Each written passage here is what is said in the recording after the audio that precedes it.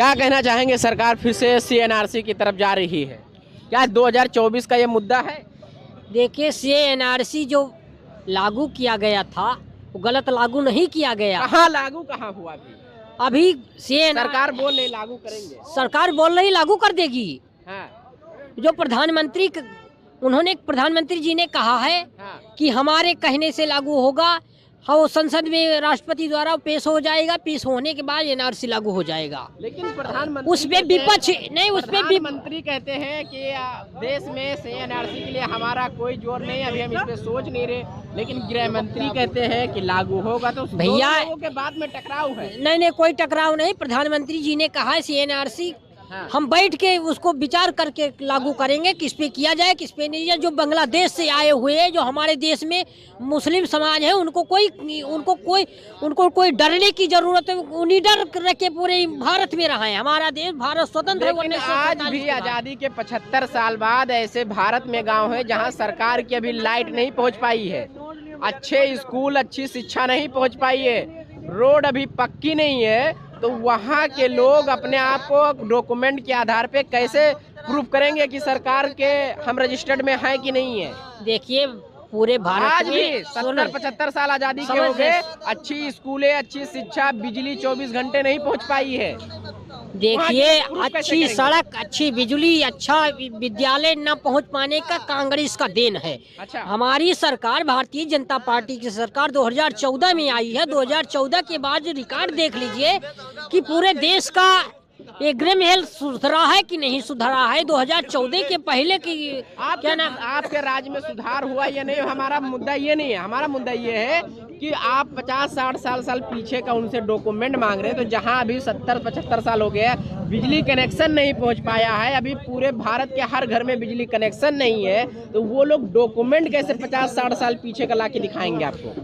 कुछ लोग कह रहे हैं कहीं बाढ़ में बह गया होगा, कहीं जल गया होगा। उसका एक सरकारी दफ्तर में डॉक्यूमेंट रखा होता है, चाहे किसी परिवार का हो, चाहे सरकार के पास है डाटा। सरकार के पास डाटा है, वो अपने डाटा के बिल्कुल वो अपने डाटा देख करके नागरिकता को हर पूरे देश के मुसलमानों को, हिंदुओं को, सार्वजनिक को एक नागरिकता संशोधन के माध्यम से किसी को बलगलाने, किसी जो आजकल के नेता हैं वो बलगलाने के लिए परेशान करते हैं और हिंदू मुस्लिम का दंगा कराने के लिए सबको एकत्रित बनाते हैं, एक रास्ता अपनाते हैं। वो रास्ता से लोग हमारे देश के मुस्लिम भाइयों से मैं अनुरोध करता हूँ, नव वर्ष की हार्दिक शुभकामनाएं देता हूँ कि भारत के अंदर स्वतंत्र होकर रहे, निष्पक्ष होकर रहे, कोई दिक्कत नहीं है।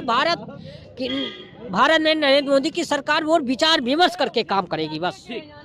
अच्छा, प्रधानमंत्री जी कह रहे हैं कि रामलीला मैदान से खुले शब्दों में कहा कि CNRC की तरफ हमारा कोई ध्यान नहीं और कोई भी किसी को डरने की जरूरत नहीं है, हम CNRC का सोच भी नहीं रहे हैं। लेकिन गृह मंत्री जी के बाद में और प्रधानमंत्री जी के बाद में बहुत फर्क जा रहा है, क्या कहना चाहिए? देखिए, ऐसा है जो तालमेल नहीं है क्या गृह मंत्री जी में और प्रधानमंत्री जी में? क्यों नहीं तालमेल? तो फिर प्रधानमंत्री जी की बातें कुछ और होती हैं, गृह मंत्री जी के वो ताल ठोक के बोलते हैं क्रोनोलॉजी को समझिए, मतलब उनका कॉन्फिडेंस लेवल और होता है, प्रधानमंत्री जी की बातचीत और होती है। देखिए, ये बहुत बड़ा करीबन कई सालों से चल रहा ऐतिहासिक मुद्दा था। हाँ। राम मंदिर, ठीक, इसकी स्थापना होने जा रही है, ठीक है, इसको चलते। अच्छा, आप लोग के पास घूम फिरा के यही एक प्रोजेक्ट है, यही एक सरकार की उपलब्धि भैया है। ये उपलब्ध, इसी पे तो सारे दंगे होते, दंगा खत्म होने जा रहा है, इससे बढ़िया क्या बात है? सारे दंगे खत्म होने जा रहे हैं। राम और मतलब आप बोल रहे कि इसी सब चीज के लिए दंगा हाँ, होता था। इसी हिंदू मुस्लिम के दंगे धीरे धीरे खत्म हो जाएंगे।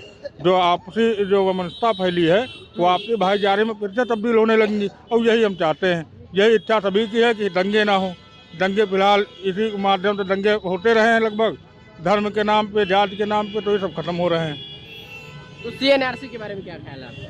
देखिए, वो सब सरकारी व्यवस्था है, वो अपना जैसे करे, वो ज़्यादा हम जानकारी उस विषय में है नहीं। अच्छा, आपको नहीं जानकारी? ठीक है।